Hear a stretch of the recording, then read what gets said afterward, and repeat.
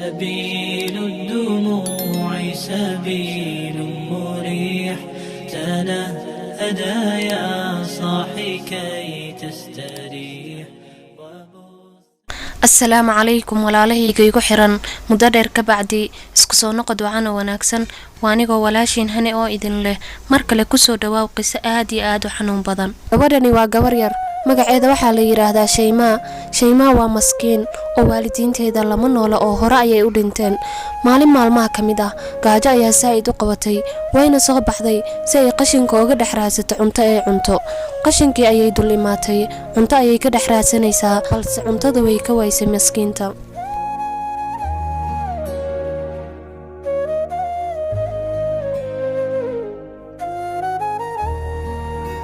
baxday oo waxay aragtay dukaan meesha ku yaalo ninkii lahaa ayay u imaatay waxayna ku dhahday adeer waan gaajeysanahay lacagna ma haysto ee waxaan cunamaan ka helayaa. ninkii ayaa wuxuu ugu jawaabay adiga waxaa tahay gabar yar oo maskiinad ah anigana maskiinta waxba ma siiyo meesha iiga tag haddii kale booliista ayaan kuugu wacayaa. gabadhii yareed way ka soo tagtay oo waxay ka soo fadhiisatay dukaanka hortiisa. isla markaasi waxaa meesha taagnaa wiil dhalinyaro ah wuxuuna cunayay sandwich. ninkii dukaanka iska lahaa ayaa wuxuu dhahay gabadhan yar maxaa ku dhacay ayadoo intan la egmay wax qabsan la adahay. wiilka intuu aad iyo aad u yaabay ayuu wuxuu ku dhahay sandwichkan mugsiya. gabadhii aad iyo aad ayay u faraxday haa ayayna ku dhahday jab intuu u soo jabiyay ayuu u soo tuuray. gabadhii way iska cuntay. ninkii dukaanka lahaa wuxuu dhahay baldii siday u cunayso gabar yar ayay ahayd aad iyo aad intay u xishootay ayay madaxeeda hoos aadisay.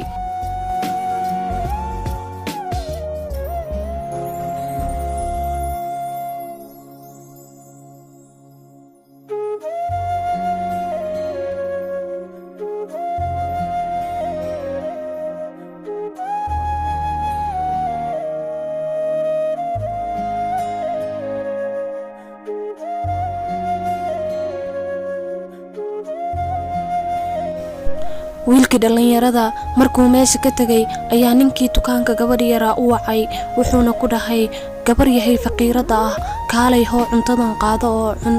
wuxuuna ugu dhex tuuray meesha qashinka. gabadhii yareed aad iyo aad ayaa wali gaajo u haysaa way soo kacday oo cuntada ayay meesha kala baxaysaa.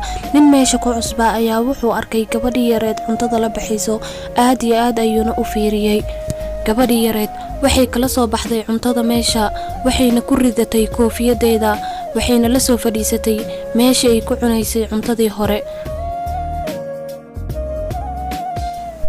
markay gabadhii yareed cuntada meesha kala baxday ninkii dukaanka iska lahaa aad iyo aad ayuu ugu jeesjeesay gabadhii yareed wuuna ku qoslay. ninkii gabadha fiirinayay ayaa dukaanka soo galay markaas ayuu soo dhaweeyay ninkii dukaanka lahaa wuxuuna ku dhahay meeshan waan ku cusbahay wayna isbarteen barasho ka bacdi ayaa wuxuu ku dhahay waxaan rabaa cuntadii ayuu dalbaday. intii cuntada loo hagaajinayay ninka wuxuu dib u eegayay gabadhii yariista waxay cunaysaa cuntadii qashinka ay kala soo baxday.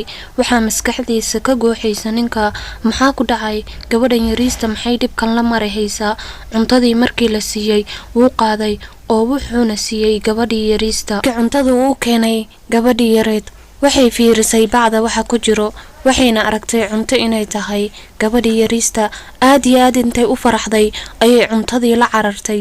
markaas ayuu ku dhahay suug maya ha cararin isu gabadhaydii. gabadhii yareed way carartay oo meesha dib dambe may ugu soo laaban. ninkii ayaa wuxuu dhahay gabadhani waa gabar maskiin ah. ninkii dukaanlaha ayaa soo booday wuxuu ku dhahay waxani maskiin ma aha waa dhoocil yar oo waqtigeeda ka faa'iideysan la. markaas ninkii oohin intuu isku celiyay ayaa wuxuu dhahay ma gabadhan yar maskiinta ah qashinka cuntada kala baxaysa ayaa saas oo la hadlaysaa nin weyn ayaa tahay waqtigaaga ka faa'iideyso oo hadallaha ah ku hadlaysa iska daa. ninkii oohin ayuu isku celin la yahay.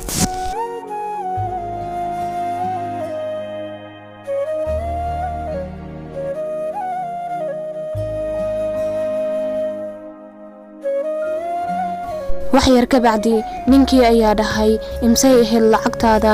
ninkii dukaanlaha ayaa ku jawaabay waxay ahayd 10 dirham. ninkii ayaa wuxuu ugu daray 5 kaloo dirham wuxuuna ku dhahay 5 kaloo dirhamna hoo gabadha markay ku imaato cunto fiican sii oo dambayaysan cunin cuntada qashinka. ninkii dukaanlaha ayaa soo booday wuxuuna ku dhahay maxaad ka faa'iidaysaa. wuxuu ku dhahay asagana waxba kaama gelin, tani aniga Allah ayay noo dhaxaysaa, ilaahay ka cabso, lacagtani deyn ayay kugu tahay, gabadha cuntadeeda si wanaagsan u sii. markuu wax kasta u sheegay ninkii wuu soo tagay. balse daawade waxaa maskaxdaada ka dhex guuxaysa gabadha yareed halkay aaday. gabadha yareed waatana oo way soo baxday, waxayna dul imaatay qabriga hooyadeed iyadoo dareemayso hooyo la'aanta dhibaatada ay leedahay. wax yar ka bacdi way ka soo tagtay qabriga hooyadeed oo waxay u imaatay walaasheed yar oo iyadana gaajo sideedoo kale hayso. gabadhii yareed ayay cunto siisay, aad iyo aad ayayna u farxeen labadan gabdhood. haddiuna ninkaas saacidin maalmo ka bacdi meesha ayay ku dhiman lahaayeen. ahaantii muuqaalkan aniga aad iyo aad ayuu ii taabtay, waxaana jeclaystay inaa inala wadaaga inigana. waxaa jiro ilmo aad iyo aad u fara badan oo dunida daafaheeda ku dhibaataysan. waxaan jeclaan lahaa intaa muuqaalkan sii sheer garayso si uu asxaab badan u gaaro ayna u saacideeyaan fuqarada. waana ku mahadsantahay sida quruxda badan aa muuqaalka u dhammaystiratay. intaa muuqaalkeena xiga ku kulmi doono waxaan iga tegayaa assalaamu calaykum waraxmatullaahi tacaala wabarakaatu.